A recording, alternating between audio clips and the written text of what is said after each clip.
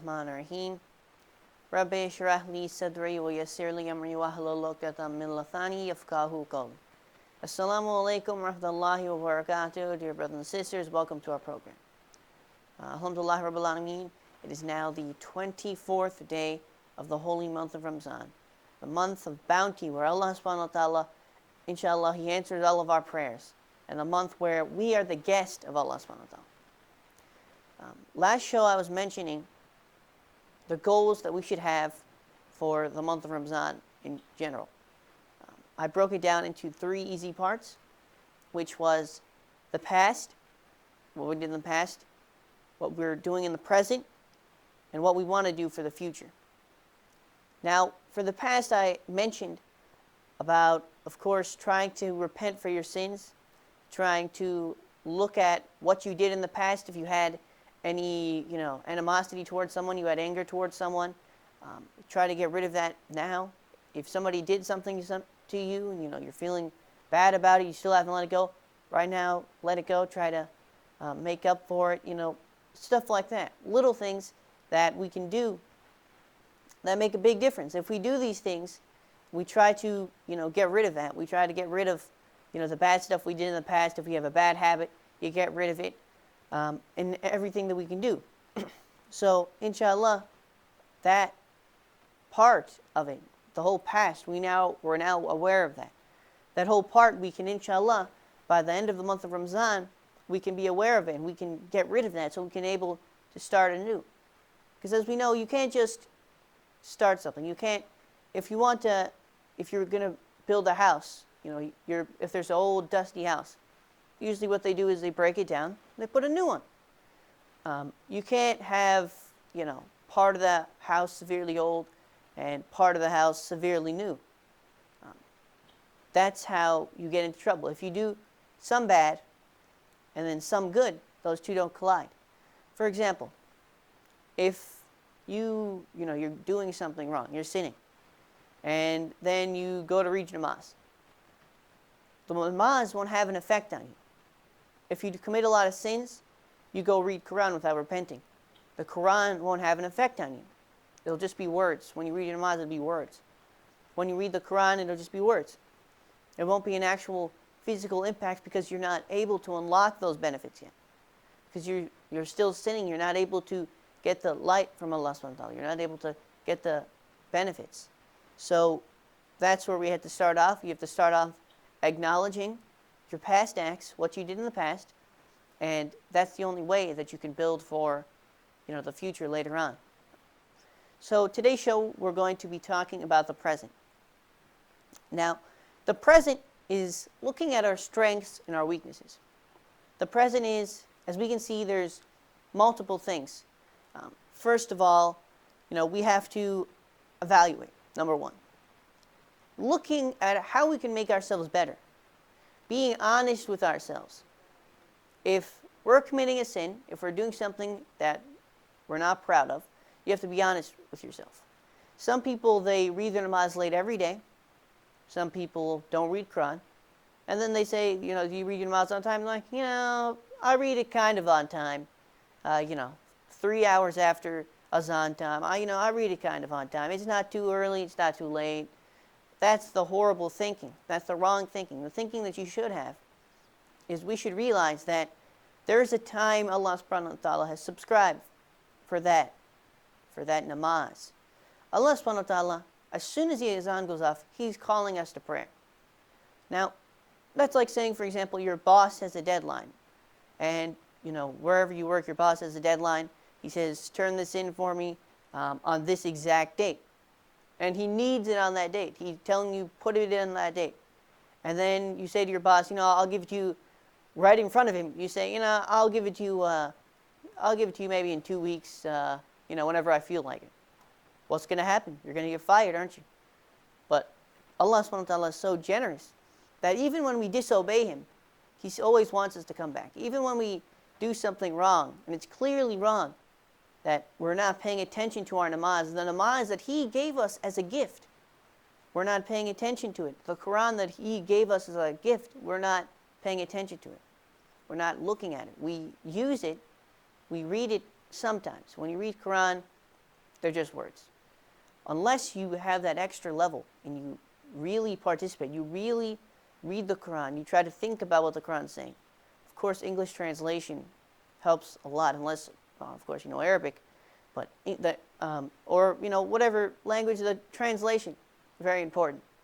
There's all types of translation. So if we read that and we are able to understand the message that it's bringing, that is the only way it'll be able to benefit us. Because if we don't know what it's saying, we don't know what's going on, we're just looking to the side and reading it because we have to, you won't gain the benefit. The month of Ramzan, of course, there's so many more benefits. There's thousands upon thousands of extra benefits. But it's not, things don't come for free. Except, when, of course, Allah subhanahu wa ta'ala, He grants us for even breathing in this month. But otherwise, when you read your namaz, you still have to read your namaz the right way. You should put a little more effort in, read a little slow. It's not just about reading your namaz and, doing what you always do. That's the thing about the month of Ramzan. It's the month for improvement. This month of Ramzan, since we have this time, we should try to improve our acts towards Allah subhanahu wa ta'ala. Try to improve our namaz. Try to improve our fasting. If you can do that extra, 5 minutes before you break your fast, read your namaz, practice that self-restraint. That is how it will be able to have the biggest impact on you by the time the month of Ramzan is over. Now, another common problem is the thing of, I'll do it later. One of the main ways shaitan gets us is by telling us that we'll do it later. Shaitan gets you. Now, of course, shaitan isn't here in this month. So why are people still making those excuses? They're still making those excuses because shaitan has whispered in their ear for so long. Now it's starting to have an effect. Just the same way that in the Battle of Badr, after everything that the Prophet had taught, the Muslims, after he had taught them, they were able to display it and they were able to win that battle against the huge odds. Same thing goes for shaitan. After all the whispering he's done in your ear, after everything he's told you, after how many times you have believed him, how many times you took his advice, now you're starting to act on it. Now you're starting to prove that you are with shaitan. If you can't do it when shaitan isn't even there, then how will you act when he is there? If you can barely read your namaz when the shaitan isn't there, what are you going to do when he is there? Now, that whole thing of I'll do it tomorrow. Now, we know that when somebody says I'll do it tomorrow, practically they don't mean I'll do it tomorrow. They mean I'll do it later. When you say tomorrow, people don't physically mean, sometimes it does, but they don't physically mean I'm going to read it tomorrow morning, I'm going to do this tomorrow. You think, I'll do it later, so you can put it back, so you don't have to do it now. The thinking is, so I don't have to do it now. If whatever I'm doing, I don't want to do it now, so I say, I'll do it tomorrow, I'll do it later, whatever your choice of words may be. Now, these excuses, we see the different examples that, for example, when you wake up for your Fajr namaz, what happens? The first thing that comes in your head. You wake up, you see it's 4:30, look at the time, oh, it's so late. Well, you wake up. That's when shaitan starts his row of excuses. Or not even shaitan. Shaitan, what he taught us. Now, what are some of the things you hear? You hear there's multiple excuses that are given. And shaitan, he starts from big, he starts from small, moves his way to big. What's the first thing that comes in your head? I'll do it in 5 minutes. It's really late right now. I can't function properly. I'm really tired. Give me 5 minutes and then I'll read it. 5 minutes gone. Then you think, let me have another 5 minutes. Another 5 minutes. How about one more? Another 5 minutes. Then when you go towards making wuzu, there's multiple things. You go make wuzu, then you say, you go to do wuzu, and then when you're going to read your namaz, you think, I don't want to wake up people. One for namaz shab, the common excuse is, I don't want to wake anybody up. I don't want to be praying to Allah subhanahu wa ta'ala late at night. I'd rather go to sleep. Allah subhanahu wa ta'ala, we're supposed to sleep, right? And it gets to that point where instead of realizing, you start to go in that path that, if I read my namaz right now, I'm so tired, I won't be able to function properly. I won't be able to, I'll be very tired the whole day. Your body needs a certain amount of sleep, this and that, here and there. Now, when you make these excuses, when people make these excuses, they spend more time making the excuse than they do reading their namaz. Your namaz doesn't take that long. Allah subhanahu wa ta'ala doesn't ask very much of us. He doesn't ask very much. He says, read your namaz 5 times a day. 5 times a day. 2 rakat at Fajr. 8 rakat at Zuhur and Asr. 3 rakat Maghrib. 4 rakat Isha. Done. The nafilas, of course, they're mustahab. Throw on the nafilas. Allah subhanahu wa ta'ala asks out of your 24-hour day, after everything that He's given us, He only asks for so much time. He asks for that much time. He asks for, how many minutes? Let's be honest, 15 minutes a day. Maybe 15 minutes per namaz. Because people, you don't spend your time concentrating. You don't spend your time thinking about your namaz clearly. What usually happens is you're doing something, namaz time comes, so you say, in order to get to that, let me read my namaz quickly. The main point of this has to be that our lives revolve around the will of Allah subhanahu wa ta'ala.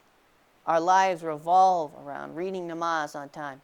Our lives revolve around Quran. The Quran and the namaz, they don't have to wait for you. The Quran doesn't gain anything. He doesn't gain, Allah subhanahu wa ta'ala, He doesn't gain anything from this.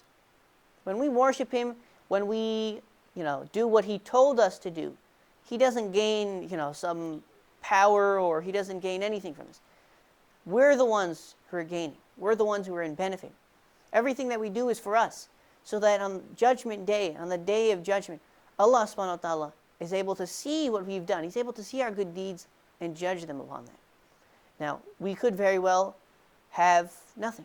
We could very well have done nothing and wasted not only the whole month of Ramzan, but our whole lives.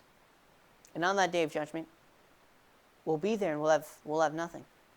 There was the example of the story of the suitcase. Of course, the suitcase full of good deeds.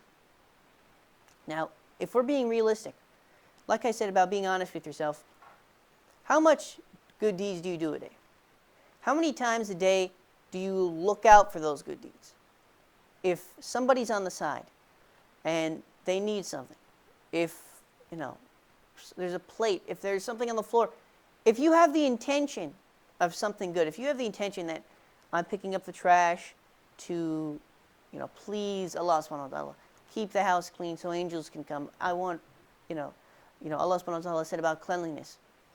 If these are your things, this is what you think when you do that, then you will get sawab for that action. But if you think to yourself, when picking up a piece of trash, something as small as that, if you think when you pick it up, I have to pick up a piece of trash, why, this house is always so dirty, you're going to throw it in the trash. And you have that bad mindset. It's also about staying positive. Of course, we should be honest with ourselves, but we should also try to make goals. We should try to make, goals that we can actually do. It's not just about reading, a lot of Quran, reading a lot of Mas. There's a lot of things that we're missing out on. People are so desperate for the mustahab. You think that in the month of Ramzan, it's just about the mustahab. It's just about the extra. The first thing we have to do before doing that, before we can unlock that level of reading the mustahab and reading all these extra prayers, is focusing on our wajibat, focusing on what we have to do. Now, namaz, some people they can go, they'll read their namaz al-shab, but they'll miss fajr. You'll read your namaz al-shab at night, but you miss fajr. Now, that's like, you owe somebody something. And instead of giving it to them, you owe them a certain amount of money. And instead of paying them what you owed them, you give them a cake. You pay them what you owe them. They want the cake anyway. They would like the cake. But you were supposed to pay them back money. And instead you gave them a cake. You bought something for them, which they didn't want that. Allah subhanahu wa ta'ala doesn't tell us to read the mustahab. It's something extra we can do. It is recommended, but you have to first work on the basics. Work on the beginning stuff. Now, when I read my namaz, try to read it a little slowly. Focus on exactly what you're saying. Don't focus on what's going on around you. What usually happens is, like I mentioned, we're in the middle of something, we're doing something, namaz time comes, you think, oh, let me read my namaz quickly. You read your namaz, you rush back downstairs. We don't have any time for anything else. Or we don't think we have any time for anything else. You have to make that time. You have to give namaz its own certain time, so that when namaz time comes, you're ready for it. Say 5-10 minutes before.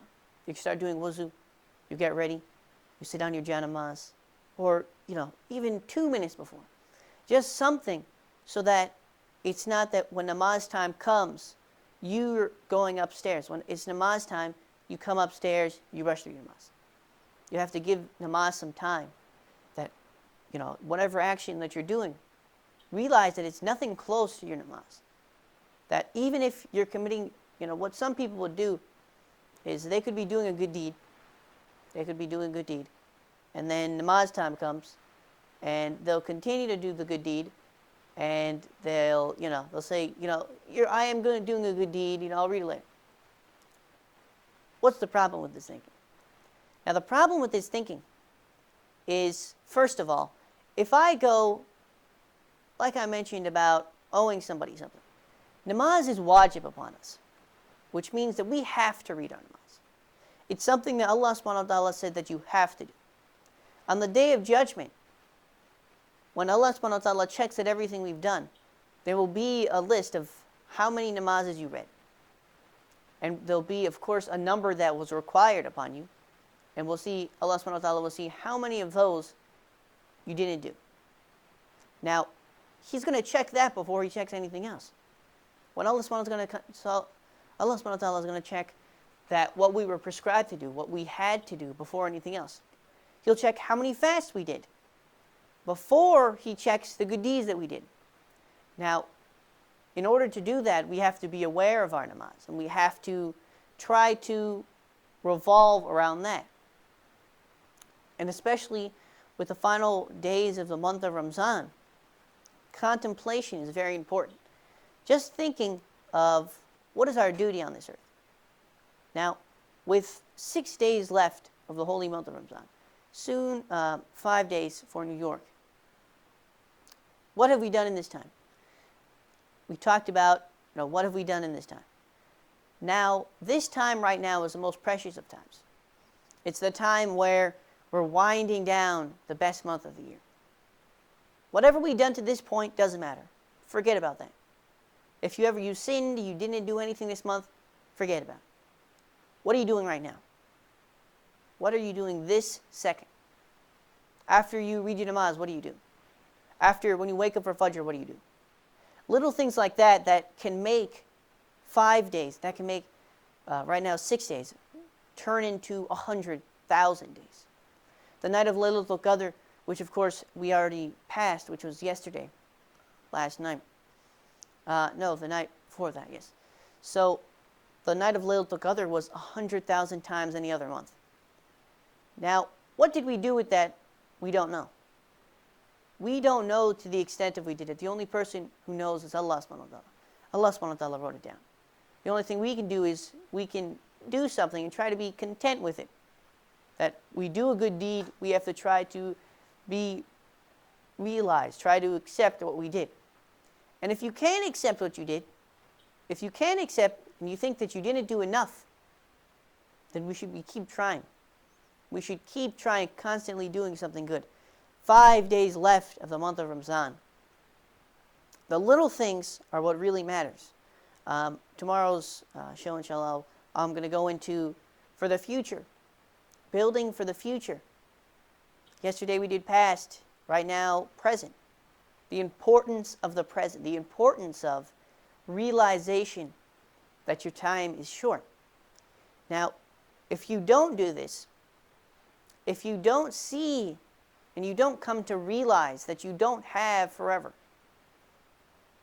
then we'll never be able to fully benefit off of what we have. We'll never fully be able to benefit off of the month of Ramzan in our lives in general. If we keep using that thinking that tomorrow, some people, they could be, 10 years old or, 7 years old. And I don't know, their dad lived to 30 years old. So they think, I have that many years left. My grandfather lived to 92 years old. Alhamdulillah Rabbil Alameen. I could be thinking, if I get half of that, say I get, let's say I get, 40, 50, 60 years, right? Then look how much time I have left. But that's the thinking where shaitan puts you in that position, that you've wasted your time, that at the end of your life, however you die, whether Allah subhanahu wa ta'ala, or you die peacefully, whatever, however Allah subhanahu wa ta'ala takes you, we don't know. But that contentment, that the good deeds that you did, you're happy with it. That after looking at right now, after looking at what we have, everything that we've done so far, that we're content with it, that I do something that I'm happy with. Right now, if I'm sitting around, I'm not doing anything, I'm not paying attention. When I listen to a lecture, I don't listen to it, I hear it. There's a difference between listening and hearing. When you listen, you're listening exactly what they're saying, word for word, you understand. Hearing is just, you hear some static in your ear, you hear some sound. Like right now, you go outside, you could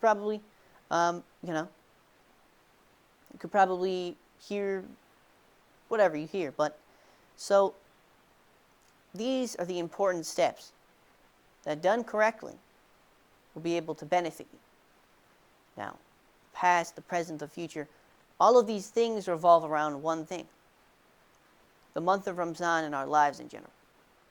Now, if we can look at these things with that right perspective, we look at it through that right area, that we're able to be honest with ourselves and tell ourselves if we're doing wrong. People, they'll be doing wrong, but they won't tell themselves. You'll be committing a sin, you'll try to put it light. Now, there's one thing, lying to other people, which of course is a huge sin. But there's another thing of lying to yourself. When you lie to people, you're deceiving them. But you ultimately know the truth. You know what happened. But when you lie to yourself, when you tell yourself if you're doing wrong and you tell yourself that you're doing right, then eventually what will happen is you won't know the line between right and wrong. You won't be able to tell the difference. If you're telling a lie, you'll think it's the truth. You'll actually think it's the truth. I've seen many examples that some people, they tell a lie, and eventually they start telling it. They start to believe it. They start to think that, that actually did happen. That is the truth. And they can't stop that because shaitan has already got them. They've been tied up in their own lie. So, in order to keep all of these things intact, in order to be able to take care of our namaz, take care of our Quran, take care of every single thing that Allah subhanahu wa ta'ala has subscribed upon us, everything that He has given us as a gift, we have to look at it in real time. We have to look at it by this moment. Every little second matters. Don't look at what you did before. Don't look at what I did in the past, how I made so many mistakes.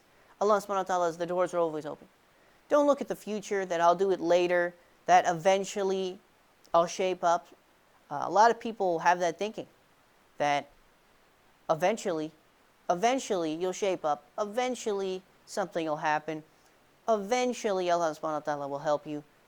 This is the thinking of the shaitan. This is the thinking along with the thinking, because the concept of time, it's a very important thing. The concept of time is always moving. It doesn't stop for us. When we read our namaz, time doesn't stop. When you read Quran, it doesn't stop. Time is never ending. It's always going to go until the Day of Judgment. So whenever we do something, think of it in that perspective, that I'm never getting this moment again. You will never see May 19th of 2020 ever again. That time is gone. It's in your record book. You will never see May 20, 2013 again either. this time is gone. And if we're able to realize how fast time goes, we know that time is fast. We know that time won't stop for us. We know that our time is running out. But we don't realize it.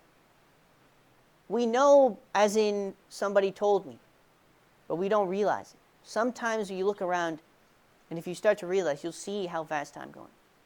You'll see when something that happened 5, 10 years ago seems like yesterday. You'll think it was yesterday. You'll be able to recall it so clearly.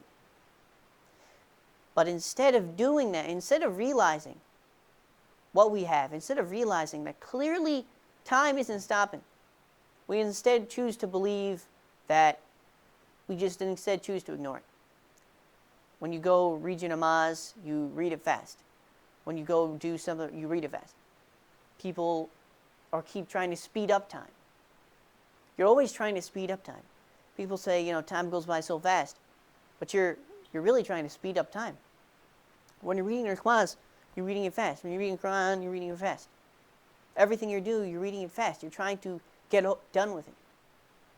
That's the biggest mistake, that when Allah subhanahu wa ta'ala, when you read these certain things, when you read what was prescribed upon you, what happens is you take it as a chore. You take it as something that was forced upon you. Now, while it is wajib upon us, if we have a certain thinking, if we have the viewpoint that Allah subhanahu wa ta'ala, and this is the right viewpoint, that He is gifting us with this opportunity that we can read our namaz. We know how to read our namaz. We can read Quran. And even if we read something small, Allah subhanahu wa ta'ala gave us that opportunity to do it. We didn't create the Quran. We didn't do anything. Allah subhanahu wa ta'ala did everything. Allah subhanahu wa ta'ala created this as a savior for mankind. He sent down Prophet Muhammad as a savior for mankind, so that he teaches us what to do, how to act. As we know, before Prophet Muhammad came, there was so many things going on in Mecca, but he was able to change all of that. He was able to, they were using the Kaaba as a type of, means to try to get money. That they would have, of course, there would be all these gods inside the Kaaba, and they would use the Kaaba as, give us money so the gods are happy. And of course, it was a huge tourist city, the city of Mecca back then. And of course, now I would say it was probably even bigger. So looking at this in the exact moment it happened, looking at everything in the moment in which it's happening, will have an impact on you that you can't even imagine. If you're able to look at every moment, some people work in that time, that you read your namaz, then you do something. You read your Quran, you do something. You go to a masjid, you do something. They're not living, their mindset isn't that we should always be doing good. That we're required to do this the whole year. People work in different time zones. Of course, there's the people who come out for the month of Ramzan. For the example of before coronavirus, they would go to the masjid. You don't go to the masjid the whole year, but you go for the month of Ramzan, and you could just go once, but they go, technically. Then there's the people, of course, from Muharram. They don't go to the masjid at all. Muharram, the last few days, they go to the masjid. And of course, there's nothing wrong with that. There's nothing wrong with, it's not just masjid specifically. There's nothing wrong with going to the masjid. But the problem is that when people do that, what they do is they do it at the end. What they decide to do is that they have this one area that in the month of Ramzan, I'm going to, for a few days in the month of Ramzan, I'm going to pray, and they feel like that excuses them for the whole year. Right now I'm going to pray, I'm going to read my du'as, I'm going to read Quran for a few days. People don't do it the whole month. Even fasting, I'll do it for a few days. After I do that, I'm excused for the whole year, up until next year. So they feel like this one time, they have to be somewhat of a Muslim, and then after that, they can continue with their regular selves. Now, this if you continue to do this, if we don't think in that time zone that we're always supposed to be looking out for good deeds, we're always supposed to be trying to please Allah subhanahu wa ta'ala, then we'll never be able to fully unlock the full potential that we have. The human beings have the potential to be higher than the angels. We can be higher than the angels, or we can be lower than the jinn.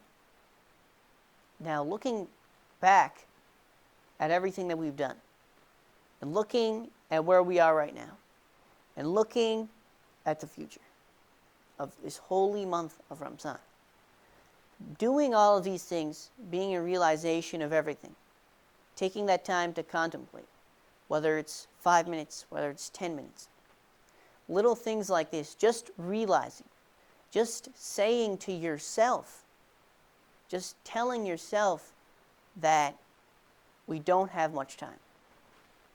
Just telling yourself, being in that realization, being in that mindset that you're able to see when something happens.